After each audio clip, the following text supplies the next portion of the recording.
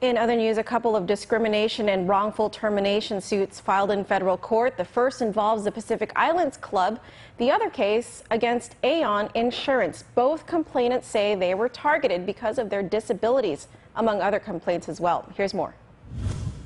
They are two separate cases against two separate local businesses on Guam, but both have similar allegations. The first is a lawsuit filed against the Pacific Island Club Resort in Tumon. The ex-employee, Benosta Edmund, was fired from PIC back in July of 2013. At the time, he was a chief steward. Edmund alleges that PIC was well aware and even approved of him to take medical leave for back surgery.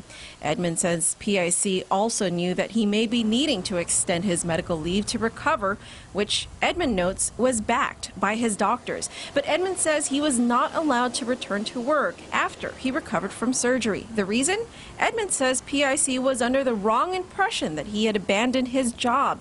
But Edmund believes this is a blatant violation of the Americans with Disabilities Act, which prohibits an employer from discriminating against employees with disabilities. Edmund says he had never had a problem at work and, despite his back problem, was able to perform his job duties as expected. Edmund is suing for $5 million in exemplary damages, quote, in order to deter PIC from acts that are in violation of the ADA.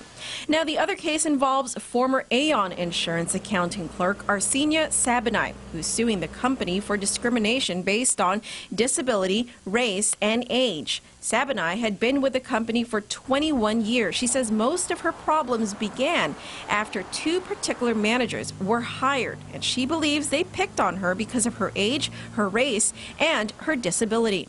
Sabinay says her manager, Dave Silva, claimed that a customer had complained about her communication skills and her ability to speak English. Quote, I speak English well, Sabinay wrote, and have never had issues before. In 21 years, no one had complained about my communication skills or my accent.